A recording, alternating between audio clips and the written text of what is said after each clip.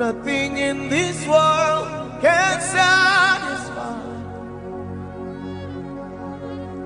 Jesus, you don't gain influence by becoming popular. Popularity is not influence.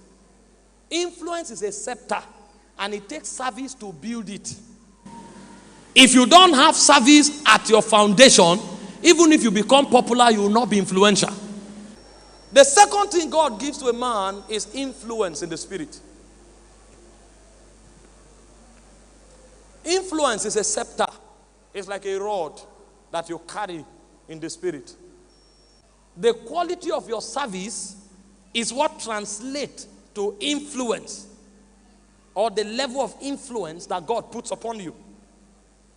If you study the life of Joseph in Genesis 41 from verse 39 to 42,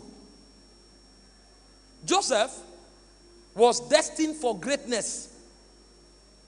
He had visions, he had encounters, but he didn't have service. And because he didn't have service, there was no way influence could be credited to him. Because if you give influence to a man who has no service, it's fraud. Because what you actually call influence is service at a higher level. Influence is not a title. Influence is actually higher responsibilities. But for you to attain that higher responsibility, you must have built a track record of service. And so as Joseph began to render service, his influence in Egypt began to grow. Until a point came, he was second in command to the king. There was none who could rank as high as Joseph. Joseph became so influential that he bought the whole Egypt. The only lands he spared were the lands of the priest. And the point came, even when they ran to the king redirected them to Joseph. Whatever Joseph says, do. This is a generation that is boycotting process. This is a generation that is running from service. Somebody has no service to render, but is looking for 2 million. He's looking for 3 million. And that is why many become Yahoo boys. Many become fraudulent. They are looking for pleasure. They are looking for money, and they have no service to render. Every blessing that comes your way is a repercussion for the service you have rendered. Every blessing that comes your way is a result attesting to the quality of service you are rendering. And so if you want greater influence, render greater service. That is how the system of the world was designed. Be it in the kingdom or outside the kingdom, your service is what will bring you to influence. And service has cadres. The first level of service is hard work. The second level of service is diligent work. The third level of service is wise work, or work based on wisdom. The man who works hard has service to render, but that service is not impactful enough. The guy who is carrying blocks on his head at the building site is working very hard. But how many persons can be impacted by that hard work? Only him will be impacted. And so because of that, his influence level will be low. Now, if that guy wants to improve himself, he will add diligence. Diligence will require that he brings other virtues apart from hard work. So he will coordinate the way he renders his service, ranging from how you meet him, how he delivers service. He will build a lot of things around his hard work. And so he may not even be packing blocks on his head.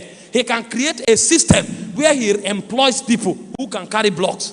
He can create a system where he employs people who can clean. Because his service is now affecting 2 or 3 other persons, influence level will increase. And then if he grows from diligence, he will enter wisdom. The Bible said through wisdom is an house builded. And by understanding it is established. And through knowledge, the chambers are filled with every good thing. So when you are working or you are rendering service, you are going to render service from hard work to diligent work to wise work. If you arrive at wise work, your service becomes impactful. And to the degree you impact is the degree of your influence. If I'm impacting 10 people, I will have influence over 10 people. If I'm impacting 1,000 people, I will have influence over 1,000 people. If I'm impacting 1,000,000 people, I will have influence over 1,000,000 people. If I don't have enough wisdom to package my service to impact more people, I will have no influence over them. If I'm asking God to give me influence, I'm a thief. This is what many believers don't know. They kneel down, they are asking God, Lord, see what you have done for this person. See what you have done for that person. What have I done? Why would you not bless me? And God is asking you, what service are you rendering? He said, if you are willing and obedient, you eat the good of the land.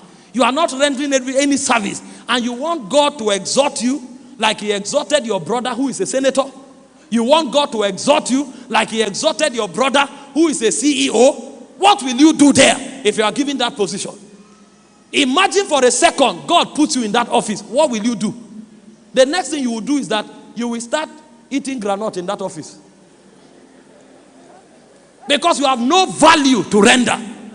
If God gave you the kind of influence he gave that man that you are using as an example in the place of prayer, and you invoke Luke 18, he said even the wicked judge, as the widow prayed and didn't stop, God answered her and he said, pray without ceasing. What kind of prayer is that? Prayer that has no service to show for it. How can God put you there? If God puts you there, he is putting the lives of millions in jeopardy. Because that man that you are asking God to exhort you like is affecting 1 million people. If you go there, can you impact those people? And so people need to understand the way the kingdom works. Influence is one of the ways God rewards. But that reward is based on what you render. And what you render in order to build influence is service. Quality service. And so instead of praying to God to make you influential, pray to God to give you wisdom to apply service to your generation. Because as you bring service to your generation, you will discover that influence is a byproduct. Many persons have no service. You are a preacher. You are hoping that God will make you influential like the other apostle or like the other prophet. Do you know the service they are rendering? Both to God and to man. There are certain things God gives you as a reward for the service you are rendering. And so the time has come for believers to wake up and ask God like Paul, what will you have me do? Paul was wise. When he met Jesus, he didn't say, bless me and make me a great man. He said, Lord, what will you have me do? And the moment he began to do what God will have him do, a point came, he became the greatest of all the apostles. In fact, Paul with his mouth said, I labor more than they all. It took labor for him to arrive at where he was. You'll find a pastor, he cannot sit down to read the Bible. He strolls to church in the morning and tells stories for 2 hours service. You'll find a businessman, he wakes up by 11 and goes to the office, sits down, talks story till 1 p.m. and wake up, make some calls and come back home around 2. He said, this country hard. The country will be very, very, very hard. If you like, they should pour a drum of oil on you. God will not waste your destiny by blessing you. Service is the second key that makes for the reward of this kingdom. Because God, even though he's big and possesses all things, is a just God. He's a just God. His justice system will not be swallowed up by his love for you. He loves you very well, and that's why he will teach you what to do so that you will prosper. The reward of influence comes to those who serve and those who serve well. There are too many believers who are idling away, and they are hiding under the guise of prophecy and anointing oil. If you like, buy 1,000 stickers. Put stickers around your car. Let your whole car become sticker. It will not lift you up in this kingdom if you have nothing to render. If you like, have 7 types of oil. Let one anointing oil come from Jerusalem. Let another anointing oil come from Rome. And let the other anointing oil come from the mountaintop. Pour all of them on your head every morning. It will not translate to service if you have nothing to render. Paul said, with my hands I labored. With my hands. Because God will see it to promote you. If we are not careful, we will deceive people from the altar. And the same people will come back to us and ask us, why is the prophecy not working? They will come back to us and say, is God a liar? Why is he not working? You find 2-3 people who are rendering genuine service come to testify, and then you amplify the testimony and use the testimony to encourage lazy people. It doesn't work like that. Next time when people testify, ask them, what do you do?